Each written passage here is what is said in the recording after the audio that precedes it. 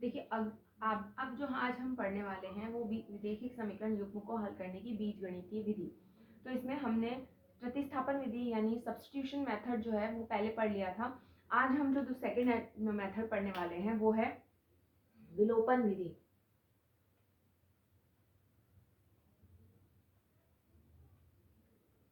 यानी elimination method.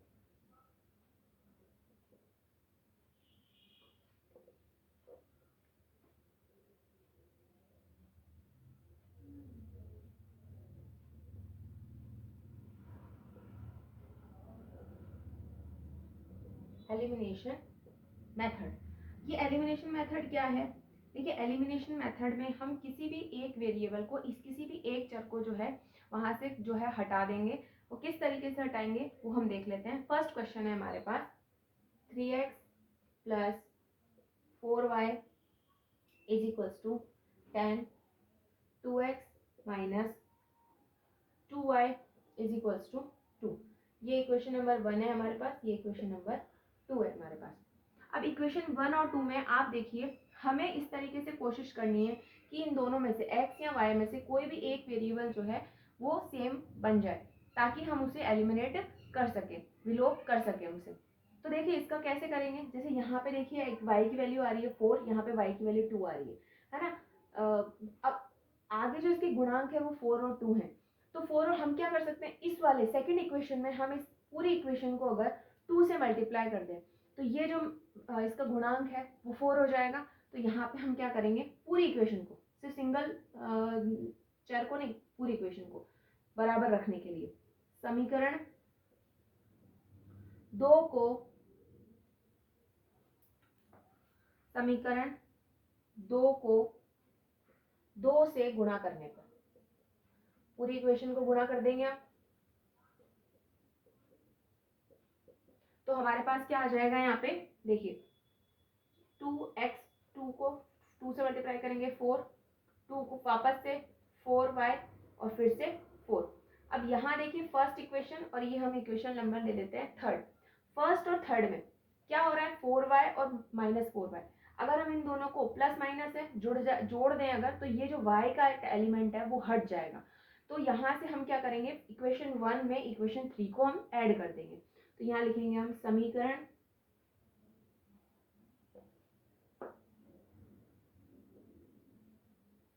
समीकरण 1 व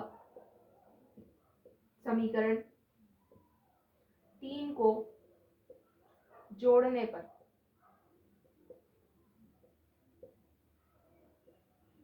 जोड़ देंगे हम, तो यहाँ से हो जाएगा 3x, पहले लेफ्ट हैंड साइड जुड़ेगा 3x plus 4y, 4x minus 4y और यहाँ से आ जाएगा 10 और यहाँ से आ जाएगा 4। ठीक है, तो हम इस ब्रैकेट्स को खोल देते हैं। तो हमारे पास आ गया 3x plus 4y plus 4x minus 4y is equals to 14। अब यहाँ से देखिए प्लस माइनस कैंसिल आउट हो गया, यहाँ से क्या बचा 3x और 4x, 7x इक्वल्स टू 14। तो x की वैल्यू यहाँ से आ जाएगी 14/7, x की वैल्यू आ गई हमारे पास 2। अब इस x की वैल्यू को जो है हम किसी भी एक इक्वेशन में पुट करके, फर्स्ट या सेकंड इक्वेशन में पुट करके हम y की वैल्यू निकाल सकते हैं। तो यहाँ देखिए हम समीकरण 1 में रख देते हैं x का मान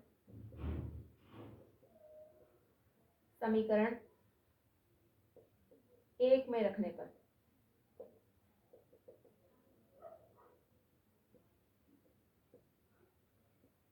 यहाँ से हमारे पास क्या आ गया 3 into 2 plus 4y is equals to 10, 6 plus 4y equals to 10। यहाँ से हमारे पास आ जाएगा 10 माइनस 6, y की वैल्यू आ जाएगी y 4/4, तो y की वैल्यू क्या आ गई हमारे पास 1। तो x की वैल्यू आ गई हमारे पास 2 और y की वैल्यू क्या आ गई हमारे पास 1। ये जो x इक्वल्स टू 2 और y इक्वल्स टू 1 है, ये इन दोनों इक्वेशन का सॉल्यूशन है। इस तरीके से हम जो है और भी क्वेश्चन सॉल्व कर सकते हैं। तो देखिए आगे हम करते हैं।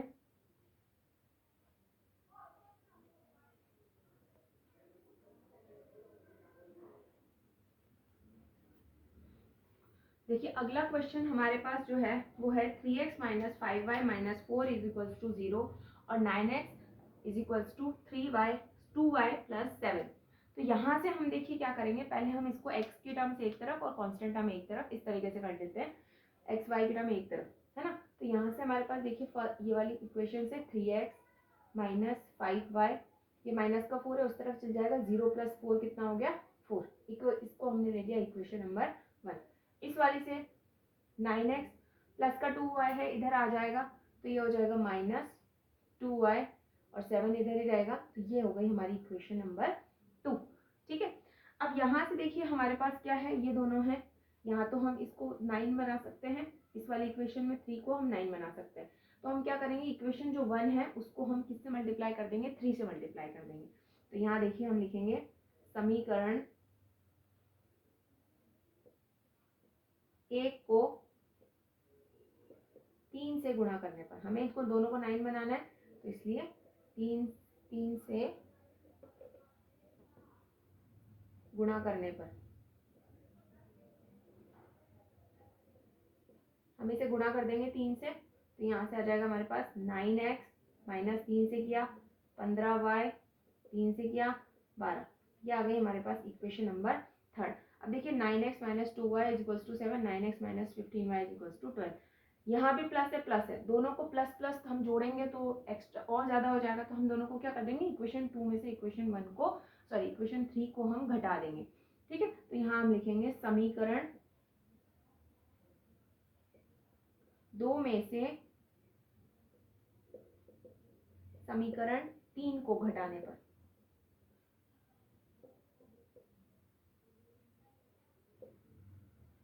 समीकरण 3 को घटाने पर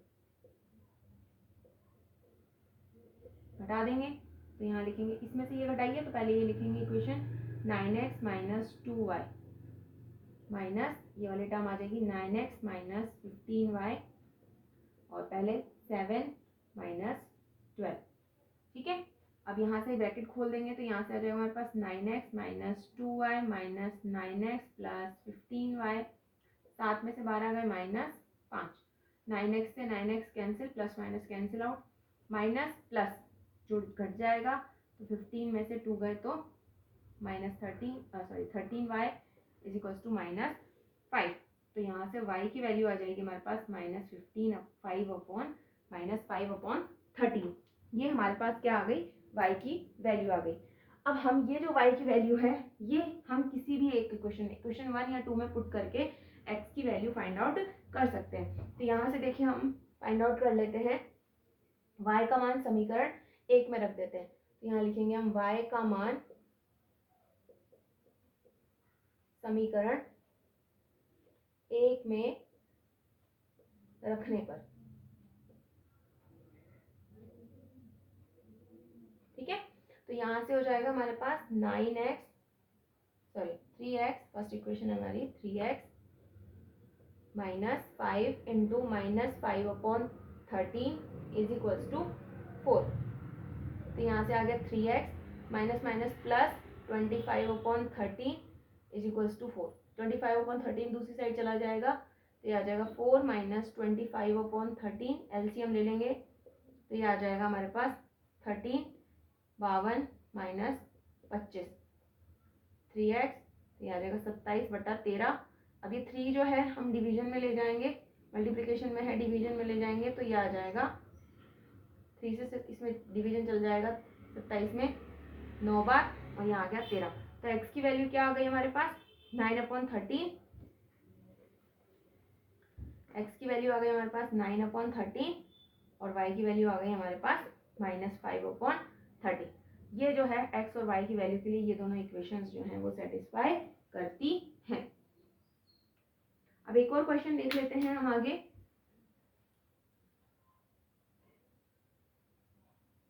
देखिए अगला क्वेश्चन है हमारे पास, मीना 2000 रुपये निकलवाने के लिए बैंक गई, उसने खजांची यानी कैशियर से 50 रुपये और 100 रुपये के नोट देने के लिए कहा। मीना ने कुल 25 नोट प्राप्त किए, मतलब 50 और 100 के जो टोटल नोट थे काउंटिंग में वो 25 थे। याद कीजिए कि उसने 50 रुपये और 100 रुपये के कितने नोट प्राप्त किए। तो देखिए सबसे पहले यहाँ पे जो है यहाँ हम मान लेंगे कि उसने 50 रुपये के x नोट प्राप्त किए, क्योंकि हमें मानने पड़ेंगे ना पहले, तो हम डायरेक्ट वैल्यू नहीं निकाल सकते। तो यहाँ पे हम जो है यहाँ पे मान लेंगे माना 50 रुपए के नोट प्राप्त किए। मान लिया हमने 50 रुपए के उसने एक्स नोट प्राप्त किए और 100 रुपए के नोट प्राप्त किए उसने वाई।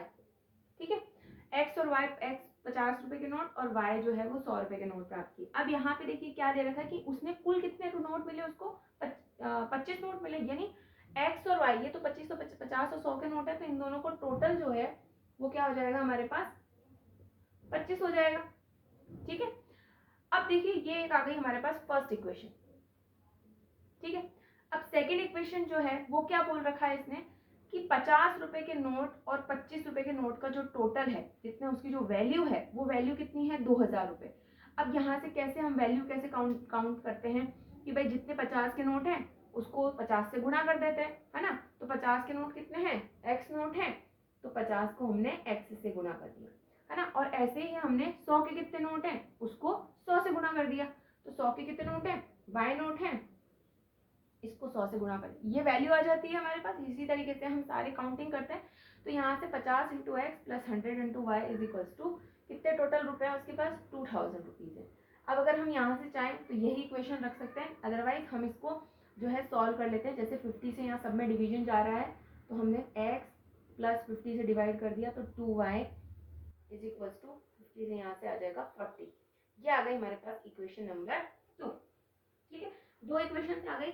अब देखिए फर्स्ट और सेकंड इक्वेशन जो है हमारे पास, फर्स्ट इक्वेशन और सेकंड इक्वेशन में दोनों में x आ रहा है, इस x को हम एलिमिनेट कर सकते हैं। तो समीकरण 1 में से हम समीकरण 2 को, या समीकरण 2 में से हम समीकरण 1 को घटा देंगे।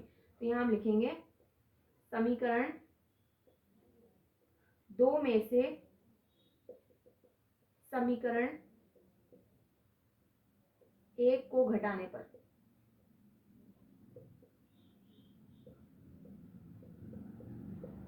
घटा देंगे हम यहाँ से, तो यहाँ से हमारे पास हो जाएगा x plus 2y minus x plus y 40 minus 25।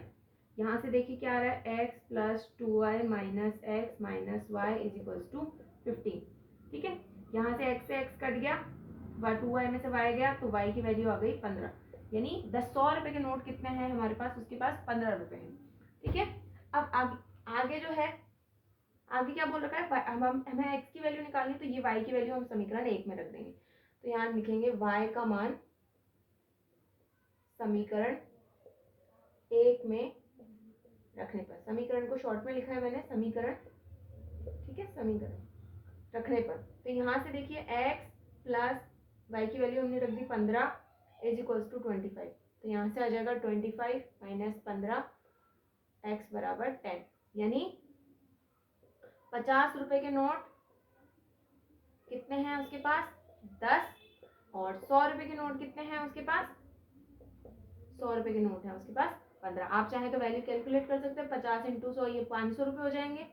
ठीक है, यहाँ से ये वैल्यू आ जाएगी 500 रुपये, और ये 100 इंटू ये आ जाएगी 1500 रुपये।